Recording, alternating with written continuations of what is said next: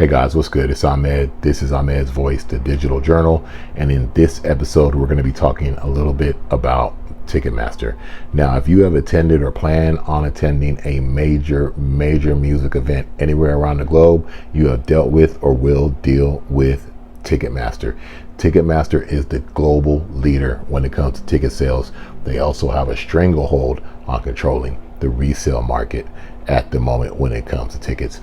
We'll get into the controversy about the resale market with Ticketmaster in just a few minutes. The main thing we want to talk about right now, though, they have found themselves a new global president. He goes by the name of Saumil Mehta. He will officially take over the realm of Ticketmaster presidency on November 1st. He will be reporting directly to Live Nation CEO Michael Rapino. This is a big move for Ticketmaster at a very important time. Let's learn a little bit more about Saumil Mehta and where he's been and where he wants to take Ticketmaster. Now, he spent 9 years at Square, where he was a chief product officer and the head of business ops. Prior to his role there, he had founded Lockbox, which was a marketing automation startup that helped local businesses grow through targeted multi-channel marketing. It was actually acquired by Square in 2015. Over the past 6 months, he's worked as an advisor and investor to a diverse group of AI startups and also aims to accelerate AI transformation at Ticketmaster. Now look, no matter what you think about AI, you have to expand your mind about AI. It means so many different things with so many different applications, but you're gonna have to get a grip. AI is here to stay, and it's better off to learn how to use the tools than be frightened of them. Yes, every tool can be used for good and every tool can be used for bad. That's just the way of human existence. Now again, he's going to use AI to help transform Ticketmaster, and Ticketmaster does need some transforming. Even though they're the world leader, they have some work they can do, as does every industry in the world, right? He does want to use AI to actually fortify the ticketing infrastructure against bad actors. We'll talk about the bad actors in a minute. But he also wants to enhance the ticket buying experience for fans. New CEO coming in, he has got a lot of work to do. Recently in a LinkedIn post, he had a couple of quotes, a couple of words about him taking the role. This is one thing I do want to focus on that he said: in a world that is increasingly atomized, digitized, and overrun with low quality, scrollable slop, I'm betting on something scarce and precious: live entertainment with the world's best artists and athletes, produced in the world's best venues for in-person connection and camaraderie, with cringe videos of you all trying to sing along with Bad Bunny as a bonus. This is a lot more. This is about a lot more than tickets. I believe this is about evolving the world's foremost live entertainment tech product, and, to borrow a cherished phrase from Square, about making that commerce easy. I think there's something to understand here when it comes to ticketing, and not just ticketing. I think every facet of the performing arts, you're going to have to get over it if you haven't already. The performing arts, ticketing, live events, it's all becoming a tech space. We are in a fourth industrial revolution. It's all becoming a tech space. If you're a ticketing manager right now in any part of live events and you plan to stay as a ticket manager, you plan to work at larger venues that are expanding, you're going to have to get on the tech train. There is no more avoiding it. The ground floor right now is tech. The customers expect it. They want it. They want their tickets fast. They want full control of their tickets. They want to be able to transfer and sell their tickets. And also, it's a security issue. As we move further and further into a digital world, you can say what you want about digital IDs and things like that. I don't know where else the world will go. Where are we going to go? Backwards? Humans don't work like that unless there's an extinction level event, and then we have to start over. We move forward, and unfortunately or fortunately, digitization is part of that as we move forward with technology. And if you are a ticketing professional, that's the way the world is going. Not only for accounting, not only for ease of buying, selling, reselling tickets, for security issues. You want to know who's in your venue at what time, and if something unfortunately does happen, you want to know who was there, why they were there, how they got there, and all those processes. And all those things are coming into view now when we are looking at ticketing. So with looking at an appointment like this, where you see Mehta coming from where he came from, an AI world, from a startup world, from a venture capital world that focuses on tech, that is the way everything is going now. Not only is it coming to ticketing, but we have startup firms, venture capitalist firms, tech firms. They're actually starting to run venues now. They are becoming the management because that is the way that the world is going. So again, Saumil Mehta, he's coming in November 1st to take over, bring some AI revolution to Ticketmaster. We'll see what that means in the near future. Again, AI has a lot of applications that can be used in ticketing as with anything else. I'm starting to see in what that means in what I do when we're coming to tech revolution. As far as ticketing, it's there and it's not going away. Another quote from Saumil: Ticketmaster is an incredible business that serves the world's portal to the best live entertainment. The real opportunity lies in how we evolve the experience by building smarter and more intuitive ways for fans to connect with live experiences that matter so much to them. Again, it's a tech world, and we all want everything faster. We all want everything quicker. We all pay with everything in our mobile phones, with our mobile phones. We do everything in these ways now. It's not going to turn around, like I said, unless the lights go out. It's not going to turn around. It's going to keep moving forward. And the more that we want things to be easier, the more we want things to be more efficient, well, then it's going to be the tech heads that have to make it that way. And they are running the world. They are the new Rockefellers, the new Fords, the new Carnegies. That's where we're at. These are the industrial leaders of our time. Now, as Saumil is going to move forward, he is facing, or with Ticketmaster, he is facing some pretty big issues. Right now, Ticketmaster is in the middle of a Federal Trade Commission lawsuit. And what that means is that the Federal Trade Commission has been leaning on Ticketmaster when it comes to their resale practices. Now, you've heard me, or maybe you watched some videos I've done in the past, podcasts, reels about the resale market. Some of you watching this, you've bought your tickets through resale. I am one who's always going to tell you, as working at a venue, as much as you can, buy your tickets directly from the venue if you can. Get your tickets directly from the venue or directly from the artist. The resale market is a shaky place. Even if you're dealing with legit companies like StubHub, Vivid Seats, SeatGeek, others, even though you're dealing with reputable companies and technology is great for security, well, technology evolves, the hackers evolve too.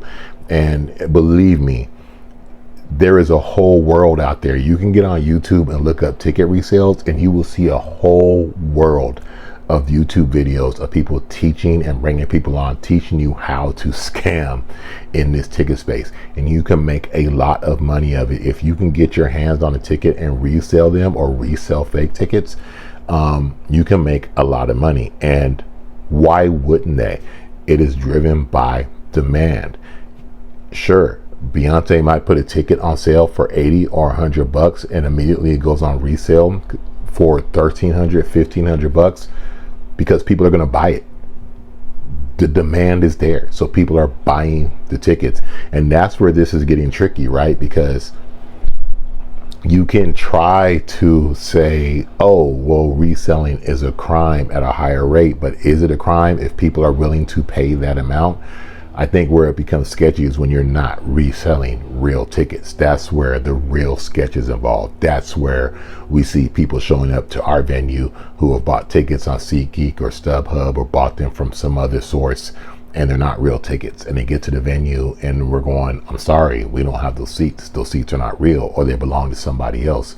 Now in the resale market, you can buy real seats, you can legitimately buy seats. They might be repriced at a higher rate, but if you buy them, and if other people are going to buy them, well, whose fault is that? You're buying the tickets. But again, that's a whole nother video I can get into. I could talk all day about that.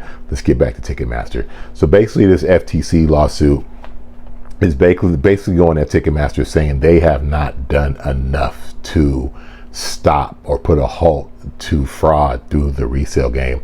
And they're actually saying that they're in violation of the Bots Act.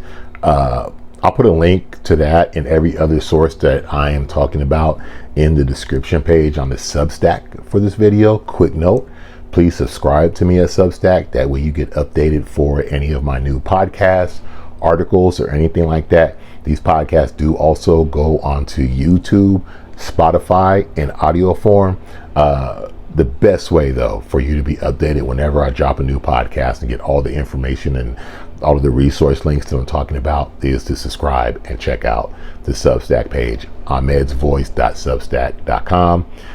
You can find me on Instagram at ahmedsvoice, or just visit ahmedsvoice.com. It'll link you to everything and everywhere I'm at on the web. But again, the FTC is filed a general lawsuit against not only Ticketmaster but its parent company, Live Nation, for its monopolistic practices and violations of the Bots Act. And with that, Ticketmaster's response has been to shut down its trade desk resale platform. Now, Ticketmaster has been fighting this. They've been writing letters to Congress. They're not admitting that they have any fault in what's going on. But in shutting down Trade Desk, and I'll tell you what Trade Desk is just to give you a little bit of context. Trade Desk was Ticketmaster's online inventory management tool. It was used by professional ticket resellers to manage large quantities of tickets. So when we're talking about professional retailers, again, we're talking about SeatGeek, StubHub, Vivendi, Seats, these other major ticket resellers that could actually be platforms for people to grab tickets and resell them. Trade Desk was the main place where Ticketmaster hosted or allowed these other companies to sell and resell their tickets. The Federal Trade Commission is accusing Ticketmaster and its parent company of anti-competitive pricing and claiming that Trade Desk actually facilitated ticket scalping. That's what's at the root of this. Back in the day, a ticket scalper was someone who stood around the corner of a concert and had tickets and sold them at a higher price, right? Like in my early days of selling tickets, you would literally have to chase these guys away from the box office. You'd have to be like, hey, you have to be more than 300 feet away from the box office, or you have to be out around the corner. Now it's all digital, right? And not only is it digital, it's digital in a big way. Again, like I was telling you earlier, you can make a lot of money with ticket resales. Some legit, some false. Again, there's a whole community out there where you can learn about this stuff, and I'll put you up on some game in other podcasts. So even though Ticketmaster is saying that they haven't had any part of this and that they're not guilty of it, they have shut down Trade Desk, mainly because the public outcry and their reputation is taking too much of a hit. Ticketmaster have been in the mix for this for years. People have been complaining about Ticketmaster fees for as long as I can remember, but this is becoming a big deal. People are losing a lot of money. Again, you pay $500, $600, $700, $1,000 for a ticket, get to the venue and find out that your tickets were fake the whole time. Case in point, it's happening in the UK, it's happening all over the United States, but this one was a really big one. The New York Attorney General, the Office of the New York Attorney General, had to issue a public statement. Recently, Arizona had to do the same thing, their Attorney General, but in New York, they had to issue a public statement for when Bad Bunny was doing his residency in Puerto Rico, because he wasn't going to do any shows on the US mainland, except for the Super Bowl coming up, of course.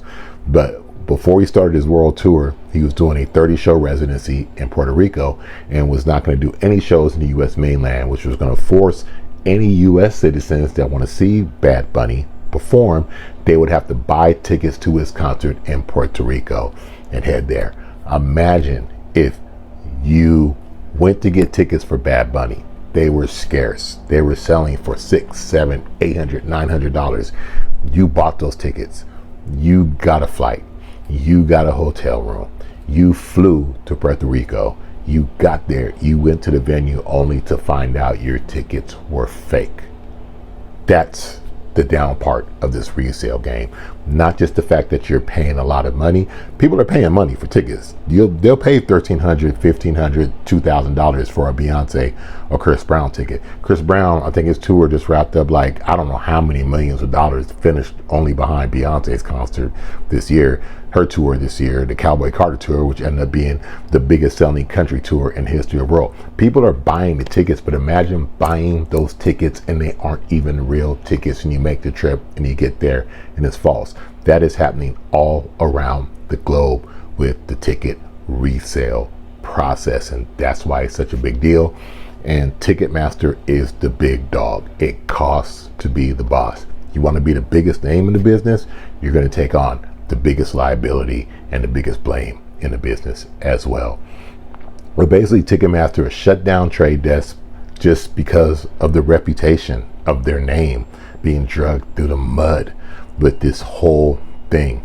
And so they've also done a thing which really maybe they should have done from the beginning, was stop multiple accounts from one organization allowed on their platform. So now they have gone to making major businesses and people have one Ticketmaster account attached to a tax ID or a social security number. Seems like it should have been like that before, right? So that was another major thing, and that's why, that's part of what the FTC's case was, is that they were allowing these ticket resellers to log in with multiple accounts and therefore being able to get around ticket limits, buy up all the tickets. Sometimes tickets are going on sale, showing up on the resale market before they've officially gone on sale. That's how crazy the game is. Also, another part of the controversy was that, of course, the practice allowed Ticketmaster to collect fees on both initial ticket sales and the subsequent resale. It was almost as if we can't beat the ticket scalpers, so we'll get in on the game and we'll control the market and we'll reap the benefits as well. That's just what the claims are. That's what the claims are from the FTC. And so that's why Ticketmaster has this kill trade desk. They're fighting this thing, and that is the atmosphere that the new president, Saumil Mehta, is coming in. We'll see what he can do. We'll see what happens with Ticketmaster. We'll see how he fights it, but we'll also see what changes he brings in coming from this technical AI background. And again, that's where everything is going. Everything is going with startups. Everything is going to tech. Everything is going to AI. Can't stop it. That's just where the world is going. So anyway, that's my Ticketmaster update for today. My name is Ahmed. This has been the Digital Journal. Again, please share this video out to anybody who you know might be interested in the ticket resale game. Subscribe to me at Substack. I talk about all kinds of things in the performing arts. We'll be talking about visual art. We'll be talking about performing arts. We'll be talking about the business of the arts, the ticket sales. We'll also be talking about just general things in the media and the tech world. Hence, that's why it is called the Digital Journal. Again, subscribe, ahmedsvoice.substack.com. Follow me on Instagram at Ahmed's Voice, TikTok at Ahmed's Voice.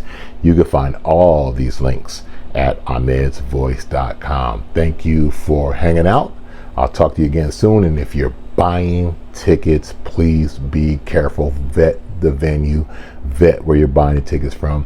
Be careful if you're buying resale tickets. It is very dangerous out there, and you can end up losing a lot of money and time. Talk to you again soon, and remember, talk about what you know. Peace.